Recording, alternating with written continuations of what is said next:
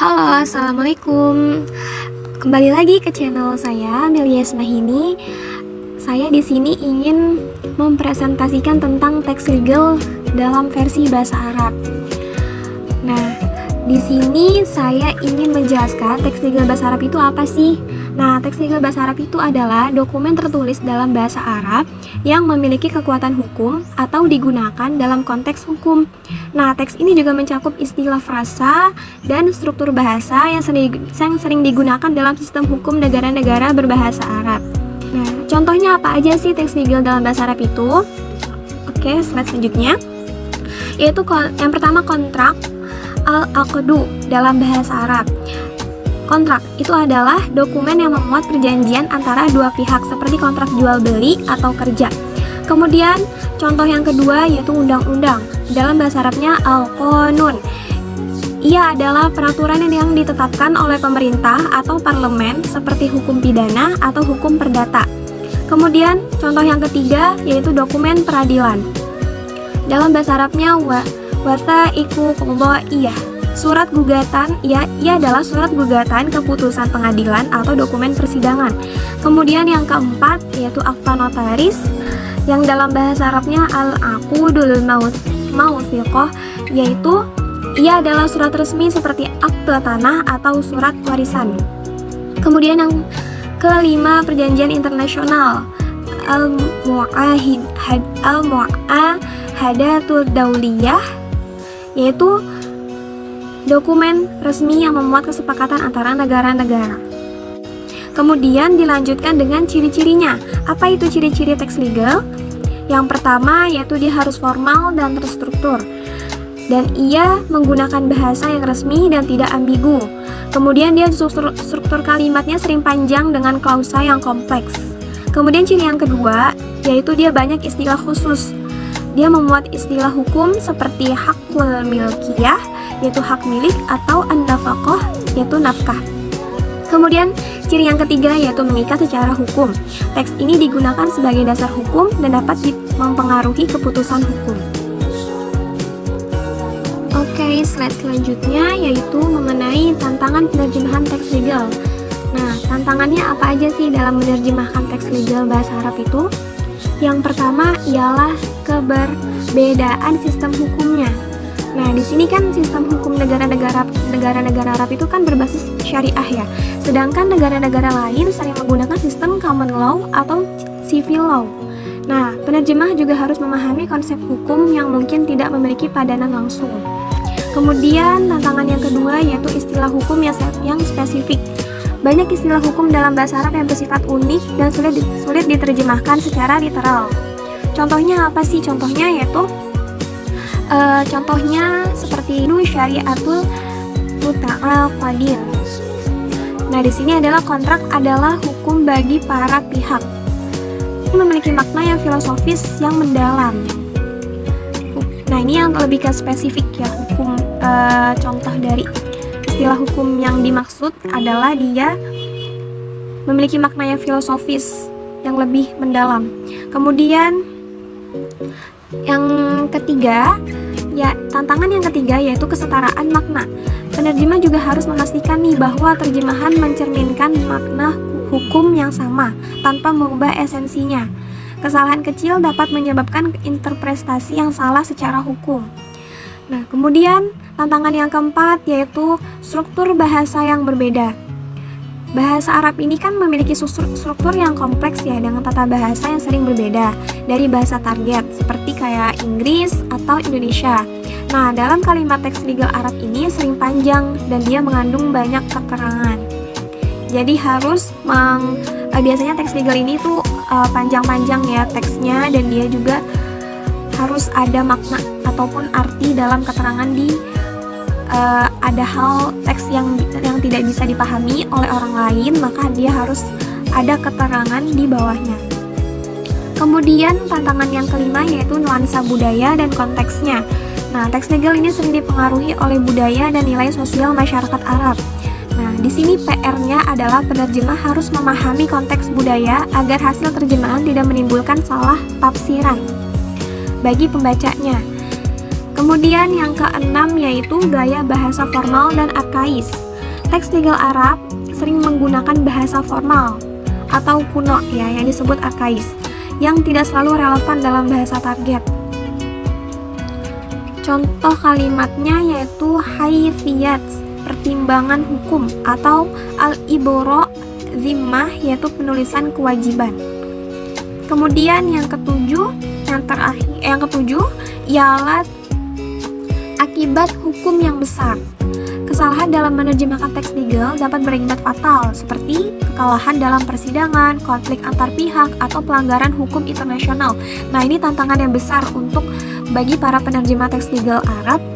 Di sini karena kita menerjemahkan teks hukum yang bisa memperubah keadaan, karena kalau misalkan kita tidak bisa memahaminya, maka seperti konflik ataupun persidangan, pelanggaran hukum itu bisa terjadi kesalahan ketika kita tidak memahaminya. Kemudian yang kedelapan yaitu perbedaan terminologi regional. Nah, negara-negara Arab ini memiliki variasi terminologi hukum yang berbeda meskipun menggunakan bahasa yang sama. Misalnya istilah hukum di Mesir mungkin berbeda dari yang digunakan di Arab Saudi. Kemudian yang kesembilan yaitu kerangka waktu yang ketat. Nah, penerjemah sering menghadapi tenggat waktu yang ketat, terutama dalam kasus hukum mendesak. Nah, ini dapat meningkatkan resiko kesalahan ya. Jadi waktu yang cepat misalkan kita menerjemahkan teks legal hukum, kita diberi waktu yang cepat, diberi waktu yang tenggat yang cepat, kita harus menerima itu gitu loh, dan itu bisa menjadi resiko kesalahan dalam menerjemahkan teks legal. Kemudian yang terakhir yaitu tantangan terakhir, kurangnya referensi akurat. Nah, penerjemah terkadang kesulitan menemukan referensi yang tepat atau setara dalam bahasa targetnya. Kemudian itulah tantangan yang akan dihadapi oleh para penerjemah teks legal. Nah, maka di sini penerjemah teks legal memerlukan pemahaman mendalam tentang hukum, budaya, dan bahasa. Ketelitian, penelitian, dan keterampilan tinggi sangat penting untuk mengatasi tantangan ini. Oke, selanjutnya yaitu pentingnya teks legal dalam bahasa Arab. Nah, apa sih pentingnya teks legal ini? Di sini saya ingin menjelaskan ada 7 bagian yang penting dalam pentingnya teks legal ini digunakan, yaitu yang pertama ialah kepastian hukum. Teks legal memberikan kejelasan dan kepastian hukum bagi pihak-pihak yang terlibat, dan dia juga menjamin bahwa hak dan kewajiban semua pihak tertulis dengan jelas sesuai dengan hukum yang berlaku. Kemudian yang kedua, keabsahan dokumen resmi. Dalam sistem hukum negara-negara Arab, dokumen legal dalam bahasa Arab dianggap sah dan berlaku secara hukum. Nah, bahasa Arab adalah bahasa resmi di banyak negara seperti Arab Saudi, Mesir, dan Uni Emirat Arab. Kemudian yang ketiga, pentingnya teks legal itu adalah komunikasi hukum antar negara. Nah, dalam hubungan internasional, teks legal digunakan dalam perjanjian bilateral atau multilateral yang melibatkan negara-negara berbahasa Arab. Nah, terjemahan teks legal ke bahasa Arab atau sebaliknya membantu komunikasi hukum lintas budaya. Kemudian yang keempat, menghindari kesalahpahaman. Nah, bahasa hukum yang formal dan terstruktur mengurangi risiko interpretasi yang salah, terutama penting nih dalam kontrak atau dokumen yang memiliki implikasi hukum besar. Kemudian pentingnya yang kelima yaitu mendukung sistem hukum dan peradilan. Semua dokumen peradilan seperti keputusan hakim, surat gugatan, dan dokumen sidang memerlukan teks legal yang terstruktur. Tanpa teks legal, proses hukum bisa menjadi tidak teratur dan cacat hukum. Kemudian yang pentingnya yang keenam yaitu melindungi hak dan kewajiban. Teks legal melindungi hak individu, perusahaan, atau negara dalam transaksi atau perselisihan hukum. Misalnya kontrak kerja melindungi hak pekerja dan pemberi kerja. Kemudian terakhir yang 7 yaitu sebagai bukti hukum. Nah, itulah pentingnya teks legal dalam bahasa Arab. Oke, slide selanjutnya yaitu terkait teknik penerjemahan teks legal dalam bahasa Arab. Nah, apa aja sih teknik yang digunakan dalam menerjemahkan teks legal bahasa Arab itu? Yang sering digunakan yang dalam penerjemahan ialah yang pertama yaitu teknik harfiah. Nah, teknik harfiah ini contohnya dalam bahasa Arab itu seperti al-aqdu syari'atul muta'aqidin, yang artinya kontrak adalah hukum bagi para pihak. Kemudian teknik yang kedua yaitu teknik adaptasi. Dalam versi Arabnya al-hiyazatu fil manquli sanadul milkiyah, yang artinya kepemilikan barang bergerak adalah bukti kepemilikan. Kemudian teknik yang ketiga yaitu teknik borrowing atau peminjaman, seperti contoh kata fatwa yang kita sering gunakan dalam bahasa lain tanpa diterjemahkan. Dalam bahasa Indonesia fatwa itu ya sama artinya yaitu fatwa. Kemudian yang lanjut yang keempat yaitu modulasi. Teknik modulasi ini dalam bahasa Arab itu contohnya laisa lisyahidi ayyubadiya ra'yah, yang artinya seorang saksi tidak boleh memberikan opini. Kemudian yang kelima yaitu reduksi. Dalam bahasa Arabnya wifqan lima ja'a fil madah minal qanunil madani, yaitu menurut pasal 123 KUH Perdata. Kemudian yang keenam teknik amplifikasi yaitu aqdu bai. Dalam bahasa Arabnya yaitu terjemahannya kontrak penjualan barang yang sah berdasarkan hukum. Nah, itulah teknik-teknik teks legal yang sering digunakan dalam penerjemahan teks legal bahasa Arab. Kemudian di slide selanjutnya yaitu mengenai etika dan akurasi dalam penerjemahan teks legal. Nah, di sini perlu adanya dan pentingnya etika serta apa yang mau kita sampaikan, etika yang kita lakukan, dan akurasi seperti apa sih keakuratan dalam penerjemahan teks legal bahasa Arab itu. Yang pertama mengenai etika, yang pertama kerahasiaan. Nah, dalam bahasa Arabnya seperti as-siriyah. Apa sih kerahasiaan maksud dari itu? Yaitu penerjemah wajib menjaga kerahasiaan isi dokumen hukum karena biasanya memuat informasi sensitif dan rahasia. Kemudian yang kedua yaitu kejujuran. Kejujuran al-amanah. Dalam bahasa Arabnya yaitu penerjemah harus memastikan tidak ada manipulasi atau distorsi terhadap isi dokumen. Kemudian yang ketiga yaitu netralitas. Dalam bahasa Arabnya al-hiyad. Nah, apakah itu? Penerjemah tidak boleh berpengaruh oleh kepentingan pihak tertentu dalam proses penerjemahan. Kemudian selanjutnya yaitu kepatuhan terhadap hukum. Dalam bahasa Arabnya al-tizami bil qanun. Nah, maknanya yaitu penerjemah harus memahami bahwa hasil terjemahan dapat mempengaruhi aspek hukum dan harus sesuai dengan aturan yang berlaku. Kemudian selanjutnya yaitu akurasi. Nah, keakuratan seperti apa sih? Harus bagaimana dalam penerjemahan teks legal bahasa Arab ini? Yang pertama yaitu penggunaan terminologi yang tepat, atau disingkat dalam versi Arabnya yaitu istighdamul mustalahati bidiqah.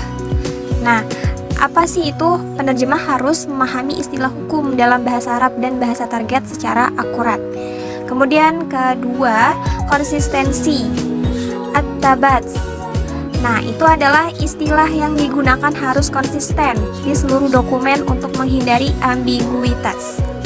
Kemudian yang ketiga yaitu konteks hukum. Dalam bahasa Arabnya as-siyaqul qanuni, yaitu penerjemah harus memahami konteks hukum dokumen agar makna tidak hilang atau berubah. Kemudian yang keempat yaitu gramatikal dan sintaksis.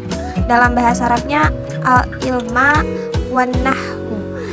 Artinya yaitu kesalahan tata bahasa atau sintaksis dapat mempengaruhi makna hukum sehingga harus dihindari. Nah, kedua aspek ini memastikan bahwa teks legal yang diterjemahkan dapat dipercaya, sah secara hukum, dan tidak menimbulkan kesalahpahaman antara pihak-pihak terkait. Selanjutnya yaitu slide terakhir tentang kesimpulan keseluruhan dari PPT ini. Nah, kesimpulannya teks legal Arab ini merupakan bagian penting dari dokumen hukum yang membutuhkan akurasi dan pemahaman mendalam terhadap terminologi, budaya, dan sistem hukum. tantangan utama dalam penerjemahan teks ini meliputi kompleksitas bahasa, perbedaan sistem hukum, serta kontekstualisasi makna. Nah, dengan teknik penerjemahan yang tepat seperti teknik harfiah, teknik adaptasi, modulasi, borrowing, reduksi, amplifikasi, teknik-teknik yang tadi sudah disebutkan sebelumnya. Nah, penerjemah dapat menjaga keakuratan dan keselarasan hukum dalam dua bahasa. Kemudian kompetensi linguistik dan pemahaman hukum yang mendalam sangat diperlukan untuk memastikan hasil terjemahan yang dapat diterima secara hukum dan budaya. Nah, itulah kesimpulan yang tepat dalam teks legal versi bahasa Arab. Baik, tidak terasa waktu sudah di penghujung. Apabila ada salah dalam penulisan dan penjelasan atau pemaparan yang sudah saya jelaskan, mohon dimaafkan. Barakallahu fikum. Jangan lupa untuk di-share, like, dan komen.